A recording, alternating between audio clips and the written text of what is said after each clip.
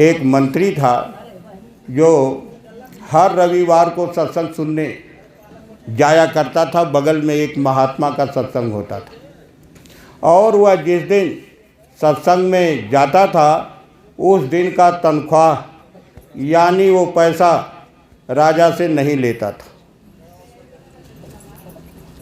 राजा सोचता था कि भाई मंत्री रविवार के दिन जाता कहाँ है और उस दिन का तनख्वाह भी नहीं लेता। हमारे पास इतने राज और इतने धन दौलत और सब कुछ रहते हुए भी हमको जो है इस दुनिया का यानी मैं सम्राट बनना चाहता हूँ और ये मंत्री थोड़ी सी तनख्वाह, लंबा परिवार और उस पर भी वह 4 दिन का वेतन 5 दिन का नहीं लेता है, क्या कारण है। एक दिन बादशाह मंत्री को बुलाया और कहने लगा कि मंत्रीवर तुम कहाँ जाते हो हर रविवार को। मंत्री कहने लगा सरकार एक महात्मा का सत्संग होता है और हम वो सुनने के लिए जाता। राजा कहने लगा कि सत्संग में क्या मिलता है। कहे सरकार सत्संग में वो चीज़ मिलता है जो इस धरती के एक एक कण को हीरा बना दिया जाए, वह नहीं मिलता, वह महात्माओं के दरबार में मिलता है। राजा कहने लगा अच्छा तो अभी तो मैं इतना बड़ा राजा तो हूँ, अगर धरती के एक एक कण को हीरा बना दिया जाए तो उसके मन में लालच आया और वो कहा कि चलो अब हम पूरे यानी धरती को ही यानी बनाकर ये दौलत प्राप्त कर लेंगे। स्वार्थ के वशीभूत होकर सत्संग में पहुंच गया।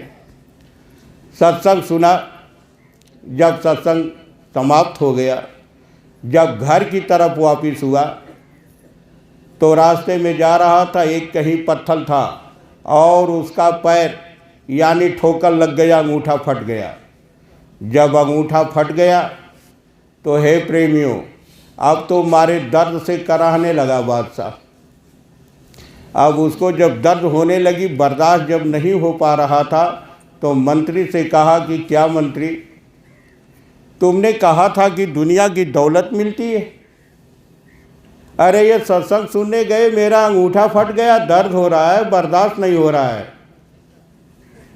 मंत्री कहा सरकार जो गुरु महाराज करते हैं सब ठीक करते हैं। जब इतनी बात सुना तो थोड़ा सा उसके मन में चिढ़ की बात आई कि हम दर्द से करा रहे हैं और बर्दाश्त नहीं हो रहा और ये कह रहा है जो गुरु महाराज करते हैं सब ठीक करते हैं। अच्छा कहा ठीक। राजा घर गया, उसके अंगूठे में अल्सर हो गया और उसका अंगूठा काट दिया गया। फिर गुरु महाराज की दया 2-4-10 दिन में उसकी अंगूठा जब ठीक हो गई घाव, तो एक दिन बुलाया मंत्री को और कहा मंत्री अरे तुमने कहा था कि महात्माओं के सत्संग में दौलत मिलती है और मेरा अंगूठा भी चला गया, क्या महात्माओं के यहाँ यही मिलता है। तो कहने लगे नहीं सरकार, अरे जो हमारे गुरु महाराज करते हैं सब ठीक करते हैं। कहा है सेनापति पकड़ो इसको और ले जाओ जेल में भर दो, देखते हैं इसके गुरु महाराज कौन सा ठीक करते हैं। हे प्रेमियों, मंत्री को उठा करके इन लोग राजा ने जेल में भर दिया। एक दिन टहलने के लिए सैनिक और पूरी सेना लेकर के जंगल में घूमने के लिए निकला। शाम का वक्त था, बहुत तेज की आंधी आई और जितनी भी उसकी सेना और सेनापति सब इधर से उधर हो गए और राजा बिछुड़ गया। शाम होने लगी तो अब घबरा गया राजा, कहा कि अब तो रात हो गई, जाएं कहाँ। जंगल में इधर उधर नज़र दौड़ाया तो एक जगह यानी चिराग उसको दूर दिखाई दिया, तो वो सोचा कि चलो वहाँ लोग आदमी मिल जाएंगे और मतलब ये है कि वहाँ रात भर रहेंगे और सुबह चल देंगे। जय गुरुदेव।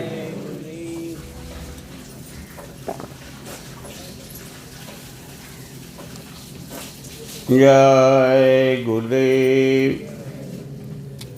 हे प्रेमियों, राजा उस लाइट की तरफ बढ़ दिया और जब उधर जा रहा था तो उधर के यानी आदिवासी लोग क्या कर रहे थे कि उस दिन उन लोगों की देवी का पूजा था और देवी के पूजा में वो लोग नर बलि करते थे, यानी आदमी को काट करके चढ़ाते थे उस देवी को। और वो आदिवासी उधर से आदमी खोजने के लिए निकल दिए और इधर से राजा जा रहा है। अब वो आदिवासी लोग पकड़ लिए राजा को, कहे अरे भाई ये तो बड़ा मोटा चौड़ा और एकदम लाल, अरे इसके शरीर में तो ब्लड भरा है, आज मेरी देवी खुश हो जाएगी, जब इसकी बलि पाएगी तो हमारी देवी जो है जय जयकार कर देगी, हम लोग आबाद हो जाएंगे। गांव वो आदिवासी लोग पकड़े राजा को और पकड़ करके और लगे पूछने कि अरे भाई राजा कहा हमको कहाँ ले जा रहे हो? तो कहा कि भाई आज मेरी देवी की पूजा है और उसमें नर की बलि चढ़ाई जाती है और आप तो आज बहुत अच्छा मिल गए, आज तो मेरी देवी खुश हो जाएगी। अब राजा को तो दुखी लग गई कि पकड़ लिए आदिवासी, अब तो ये हमको छोड़ने वाले हैं नहीं। तब तक ये लोग लेकर पहुँचे राजा साहब को और वहाँ जो है इसको नहवा धोवा रहे हैं और उधर जो पुजारी है वो गड़ा सा पत्थर रहा है बलि देने के लिए। प्रेमियों, जब मौत नज़दीक आती है न तो सबको अपने आगे पीछे कि जो भी जीवन की घटना है सब याद आता है। उस समय राजा को याद आ गया कि भाई हम महात्मा का जाकर के सत्संग सुने और मंत्री कहा था कि सरकार महात्माओं के यहाँ वह दौलत मिलती है जो धरती के एक एक कण को हीरा बना दिया जाए। तो हे गुरु महाराज, आज अगर इन आदिवासियों से मेरा अगर प्राण बच जाता है तो इस दुनिया में इससे बड़ी दौलत और क्या है। सरकार अब दया कर दीजिए। और वो अंदर यानी गुरु महाराज को याद करने लगा। उसको उस समय की बात याद आ गई। हे प्रेमियों, जब यानी माला वाला पहना करके जब वेदी के सामने ले गए और जो सामने पुजारी जो बैठा था उसका नज़र जो है राजा के पैर पर पड़ गया तो कहने लगा अरे भाई रुको। तो कहने लगे क्या बात है? अरे कहे ये अंग विहीन है, इसका अंगूठा नहीं है, इसकी बलि नहीं होगी, ले जाओ भगाओ इसको, कोई दूसरा पकड़ के लाओ। हे प्रेमियों, जब यह गुरु की दया का जगह यानी आभास राजा को हुआ, वो अंदर यानी मालिक को याद करते हुए और वहाँ से निकला भगा और अब वो पछता रहा है कि हमने मंत्री के साथ बहुत बड़ा अपराध दोष कर दिया। और वो वहाँ से भगा। सुबह जब अपने राजमहल पहुँचा, सेनापति को आदेश दिया कि है सेनापति, मंत्री को जल्दी जेल से निकाल कर बाहर लाओ।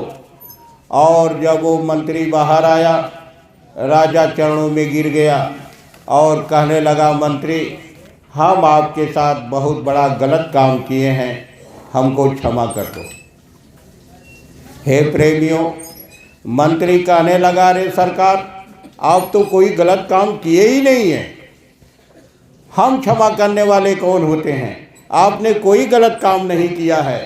तो सारी घटना राजा जब मंत्री को बताए कि अगर मेरे अंगूठे में अगर उस दिन चोट नहीं लगी होती, अगर ये अंगूठा मेरा कटा नहीं होता, तो हे मंत्री, आज रात में हमारी बलि हो गई होती, लेकिन हमने इसको जान नहीं पाया, इसलिए तुमको जेल दे दिया और इस गुनाह का हमको माफ़ कर दो।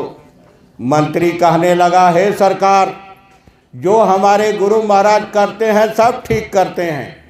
अगर मैं जेल नहीं रहा होता तो सरकार आपके साथ साथ होता, और आप तो अंग विहीन बनकर छूट गए, यानी छोड़ दिया।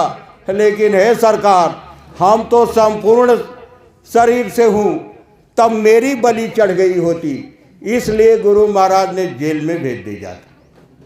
हे प्रेमियों, गुरु महाराज कहे, बच्चा, ऐसे तुमको बचाया जाता है, लेकिन तुम महात्माओं की करामात को समझते नहीं, जानते नहीं, और तुम इस भूल भुलैया संसार में पड़े हो। गुरु महाराज कहे, बच्चा, तुमको ये भी पता नहीं है कि हम कहाँ से आए। ऐसे लोग भाषा में तो कह देते हैं कि अरे भाई, माता के पेट से सारी दुनिया आई, जितने जीव जंतु पशु पक्षी कीट पतंगे सब माता के पेट से, तो हम भी माता के पेट से आए। लेकिन अगर वही पूछ दे कि जब माता पिता की शादी नहीं हुई थी तब कहाँ थे आप, अब उनकी सारी पढ़ाई लिखाई दुनिया की यहीं पर ख़त्म। कोई बता सकता है कि जब हम माता पिता की शादी नहीं हुई थी तो कहाँ थे? किसी को पता नहीं। कोई ये बता सकता है कि हमारे शरीर में रूह जीवात्मा कहाँ बंद है, कहाँ कैद है, जो निकल जाने के बाद लोग कहते हैं एक्सपायर हो गया, डेड बॉडी यानी मर गया। कहाँ है वो? बिना महात्माओं फकीरों के कोई नहीं बता सकता। ये तो जिनकी दिव्य दृष्टि खुली जो आते जाते हैं वो बताते हैं कि यहाँ तुम्हारी जीवात्मा बैठी। कोई अभी नहीं बता सकता कि मरने के बाद हम कहाँ जाएंगे, कोई नहीं बता सकता। और जो अपने घर गए वो तो जिंदे जी बता कर गए कि मैं जा रहा हूँ, लेकिन मरने के बाद आज तक गुरु महाराज कहे कि ये बच्चा, न ही किसी की चिट्ठी आई, न ही किसी का तार, और न ही अब तो मोबाइल का ज़माना आ गया। कोई अभी वहाँ उधर से फ़ोन नहीं करता स्वर्गलोक और बैकुंठ से कि मैं यहाँ आ गया हूँ और तुम भी अच्छे काम करके चले आओ। कहे ऐसा कुछ नहीं है। गुरु महाराज कहे, बच्चा, ये 84 लाख जोनियाँ हैं, और सबसे यानी ये मानव शरीर आपको जो दिया गया है, इसके समान और कोई शरीर नहीं है, चाहे जानवर पक्षी कीड़े मकोड़े जो भी हो। नर तन सम नहीं कौनो देही, जीव चराचर जाचर जेही। कहे ये नर तन के समान कोई शरीर है। हम लोग वैसे भी कहते हैं कि बड़े भाग मानुष तन पावा। ये तो केवल मात्र कहने की बात है। अगर पूछा जाए कि आप किस लिए भाग्यशाली हो भाई, क्या घर मकान बना लेना, खेत बाड़ी, बच्चे बच्ची, और मतलब यह है कि दुनिया बसा लेना, क्या आप इसके लिए भाग्यशाली हो? तो ये काम तो जानवर और पक्षी भी करते हैं। जानवर भी बच्चा बच्ची पैदा करते हैं, ये भी कहीं न कहीं रहने का स्थान बना लेते हैं, ये भी अपने बच्चों को चूमते चाटते हैं। हमसे आपसे ज़्यादा सेवा करते हैं ये जानवर भी। अगर वही काम हम आप अगर मानव शरीर पाकर अगर करते रहे तो फिर ये तो मानव शरीर फिर दोबारा मिलने वाला नहीं है। 184 भरम कर पग पर अटके हुआ आए, अब की पासा ना पड़ा, फिर 84 जाओ। गुरु महाराज कहते हैं, ये बच्चा 84 लाख जोनी भरम कर आए हो और ऐसे मोड़ पर खड़े हो कि यहीं से 2 रास्ता जाता है, एक तो अपने घर की तरफ और दूसरा ले जाएगा 84 की तरफ। अगर पासा नहीं पड़ा यानी अपने घर नहीं जा पाए तो फिर 84 जाओ। कहे कि यह अधिकार जब वह मालिक वहाँ से भेजा आपको पूरा दिया है, आप चाहे अच्छा करो चाहे बुरा करो, वह आपको मना करने नहीं आएगा, वह किसी को मना नहीं करता, लेकिन फल तो सबको भोगना पड़ेगा। उन्होंने बताया कि इस दुनिया में जो कुछ भी आप करोगे वह आपको मिलेगा, उससे आप वंचित नहीं हो सकते। अगर आपने बबूल का पेड़ लगाया है तो आपको कांटा ही मिलेगा, अगर आपने आम का पेड़ लगाया है तो आपको फल मिलेगा। इसलिए गुरु महाराज ने कहा, हे बच्चा, 2 अधिकार आपको दिया गया है, अच्छा और बुरा का। आप इसके लिए आज़ाद हो। और आगे गुरु महाराज कहे, बच्चा ये भी मत समझ लेना कि ये मानव शरीर 84 लाख घूमने के बाद ऐसे तुमको मिल गया और लास्ट जोनी उधर की बैल और गाय का है। अगर बैल यानी बछवा आता है तो वह मानव शरीर पाएगा, अगर बछिया है तो स्त्री यानी बच्ची होकर आएगी, यह विधान है। लेकिन गुरु महाराज कहे, हे बच्चा, तुमको पता नहीं है। जय गुरुदेव।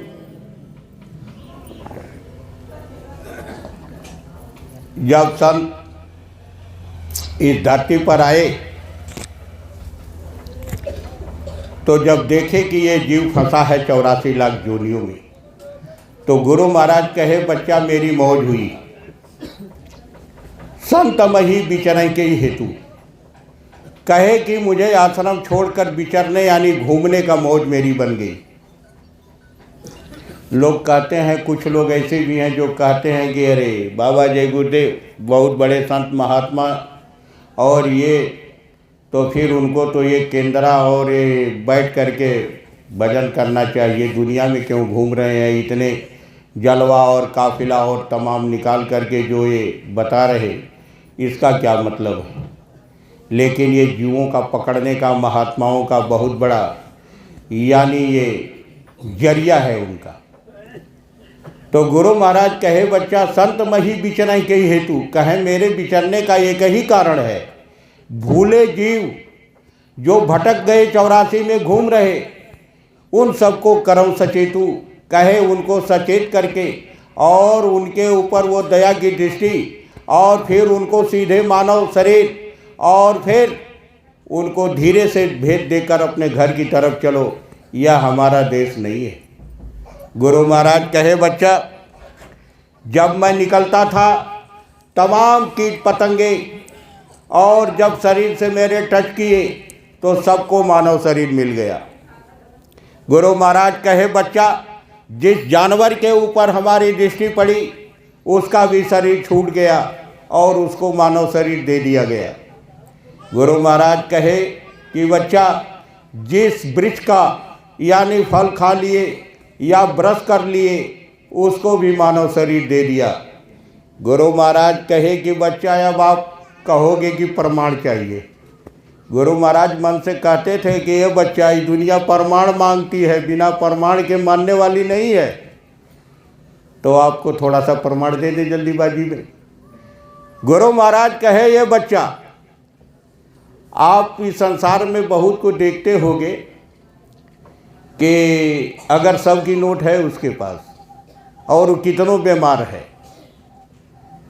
यहाँ तक कि जाने की नौबत आ गई, लेकिन वो सब की नोट भजाएगा नहीं। और अगर 90 रुपया है तो उसको 10 मिला करके 100 पूरा करना चाहेगा, लेकिन उसको 90 नहीं कर सकता। तो आप लोग भी कहते हो कि अरे यार फलाना, अरे वो तो बड़ा मक्खी चूस है, 1 पैसा खर्चा नहीं करना चाहता। देखो लोग मर रहे घर में, ये मर रहा, वो बीमार, ये ऐसी हालत है, अरे यार वो तो एकदम खर्चा नहीं करना चाहता। तो कुछ लोग ऐसे भी हैं जो कह देते हैं, अरे यार वो तो उसमें का आदमी है कि चमड़ी चली जाए तो चली जाए, लेकिन दमड़ी, आप ही लोग ऐसे समाज में कह देते हैं। गुरु महाराज कहते हैं, ये बच्चा क्षमा करना, उसका दोष नहीं है, उसके अंदर मोह तत्व ज़्यादा है। ये 5 तत्व से शरीर बना है, छित जल पावक गगन समीरा, और सबका मसाला अलग अलग, और वो उधर से आया है। और डायरेक्ट जब उन 84 में से आया तो उसके अंदर मोह तत्व बहुत ज़्यादा है, उसका दोष नहीं है। और वह अब खर्चा नहीं करना चाहता, कुछ भी हो जाए, लेकिन वो कोई बात नहीं, बहुत आदमी को आप लोग देखिएगा कि अगर किसी को सीधी बात भी अगर कहिए, बहुत अच्छी बात, तो वो तुरंत गुस्सा हो जाता है और इतना गुस्सा हो जाएगा कि लगता है कि अब वो मारपीट पर भी उतारू हो जाएगा। आप कितनों सीधे से बोलिए, लेकिन वो बहुत ज़्यादा। तो गुरु महाराज का ये बच्चा वो हिंसक यानी जोनी में घूम रहा था, जब दृष्टि पड़ी तो उसको मानव शरीर तो दे दिया गया, लेकिन उसके अंदर अग्नि तत्व बहुत ज़्यादा है। आप उसको कितनों अच्छा से कहो, लेकिन वो उसका वो भाव रहेगा, क्योंकि वो भले यानी डायरेक्ट उधर से तो बुला लिया गया, लेकिन उस तत्व का जो है थोड़ा बहुत असर रहेगा। बहुत से जीव को आप देखोगे तो कहोगे अरे यार फलाने का आँख अरे कौआ के आँख जैसा है। बहुत को लोग कहेंगे अरे यार नाक अरे इसका सुग्गा के ठोर के ऐसा है। ये उसका नहीं, ये ऊपर से विधान है, वो जिधर से आया है। इस शरीर में कोई न कोई उसका पहचान रहेगा, शरीर में उसको कोई इधर उधर नहीं कर सकता। गुरु महाराज कहे ये बच्चा, बहुत से कुछ ऐसे भी जीव मिलेंगे जिनको आप समझाते रहिए, यक्के बात को समझेंगे नहीं। वो यक्के बात को आप बार बार उनसे कहिए, लेकिन वो भूल जाएंगे। गुरु महाराज कहे कि बच्चा उनका दोष नहीं है। आप भी जब नखुआ जाते हो समझाते समझाते तो कहते हो अरे यार क्या एकदम जड़े हो क्या। सही बात यही है प्रेमी, कि यानी वो जड़ तत्व से ही आया है, और आप कितनों कहिए उसका दोष नहीं है, वो असर रहेगा। गुरु महाराज कहे ये बच्चा तुम अपने भाव से, ये भले ये सारी दुनिया समझ लो कि चलो बहुत अच्छे और ये हमारा परिवार और ये सब कुछ है, लेकिन हे बच्चा ये भाव पर ही सबके यानी कर्म जो है निर्धारित है। यह कभी न एक हुआ है न एक जैसा होगा, क्योंकि यहाँ 84 लाख जूनी और ये तमाम कारखाने उस मालिक के नियम कानून बनाए हुए हैं। उसको एक तुम नहीं कर सकते, लेकिन हाँ तुम अपने भाव से सबको एक समझो, ये तुम्हारी बात है। आगे गुरु महाराज कहे कि बच्चा जब यानी माता पिता के शादी के बाद जब यह यानी माता के पेट में 5 महीने 10 दिन का जब ये लोथड़ा तैयार हो गया, तो गुरु महाराज कहे ये बच्चा वह मालिक दोनों आँखों के मध्य भाग यानी यहाँ जीवात्मा रूह को बैठा दिया 5 महीने 10 दिन के बाद। और गुरु महाराज कहे कि हे बच्चा जब उस लोथड़े में जीवात्मा बैठा दी गई तो वह माता के पेट में यानी हरकत होने लगता है, यानी हिलना डुलना शुरू हो जाता है। ये माताएं वाले जानती हैं। तो गुरु महाराज कहे कि बच्चा जब वह जैसे लोथड़ा धीरे धीरे बड़ा यानी कड़ा होता है, तो उस समय उसके दिव्य कान और दिव्य आँख खुली रहती है। वह मालिक का दर्शन भी करता है और आवाज़ को सुनता है, जो किताबों में आकाशवाणी, ब्रह्मवाणी, देववाणी, उद्धव गीत, अनहद, कलमा, आयते, आसमानी आवाज़, the God of the sound, यानी हर अपनी अपनी भाषा में महात्माओं फकीरों ने उसको बताया कि ये 24 घंटा आप जहाँ बैठे हैं यहाँ भी 24 घंटा रेगुलर यानी धमाधम ऊपर से आवाज़ आ रही, और वो आवाज़ कभी बंद नहीं होती। गुरु महाराज कहे बच्चा वो माता के पेट में उसी आवाज़ को सुनता है और उस मालिक का दर्शन दीदार करता है। और उस जेठाग्नि यानी माता के पेट में इतनी गर्मी, वह वहाँ इस तरह से यानी वह बदबूदार जगह पर वह मालिक से प्रार्थना करता है कि हे मालिक अगर आप हमको बाहर कर देते हो तो हम जब इस दुनिया में चलेंगे तो आपका भजन करेंगे। कैला करार प्रभु से मुट्ठी बधाए हो मनुज तन पाए के। कहे कि मुट्ठी बांधकर, यानी जब भी बच्चा पैदा होता है तो ये मुट्ठी बंधी रहती है। वो चाहे हिंदू के घर पैदा हो चाहे मुसलमान, इस धरती पर चाहे जहाँ भी इंसानी यानी जब वो बच्चा यानी जन्म लेता है तो सबकी मुट्ठी बंधी होती है। वो यानी माता के पेट में ही उस मालिक से भजन करने का करार करता है कि हम चलेंगे तो भजन करेंगे।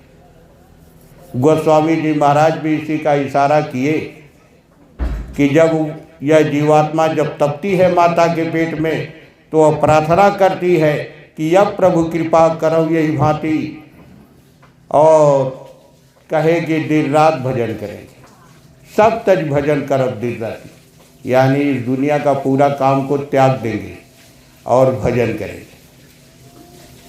लेकिन हे प्रेमियों, जब इस संसार में आए और जब थोड़ा सा यानी जब बड़ा होने लगे तो ये माता पिता यानी फिर इस दुनिया का परिचय, और फिर मतलब ये है कि ये शादी ब्याह और तमाम खेल और तमाम बंधन में बांध दिया गया।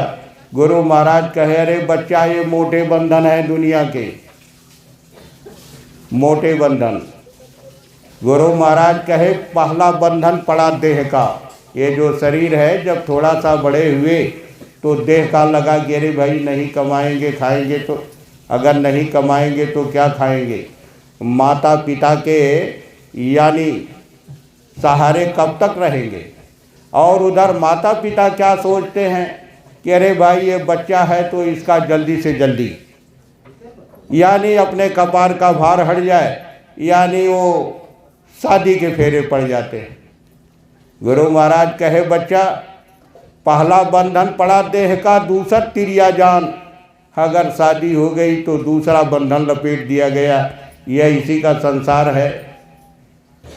कहे तीसर बंधन पुत्र विचारो, ये बंधन है सब। कैसे हम लोग बांधे गए हैं ये गुरु महाराज मोटी भाषा में खोल कर बताए कि बच्चा यही बंधन है।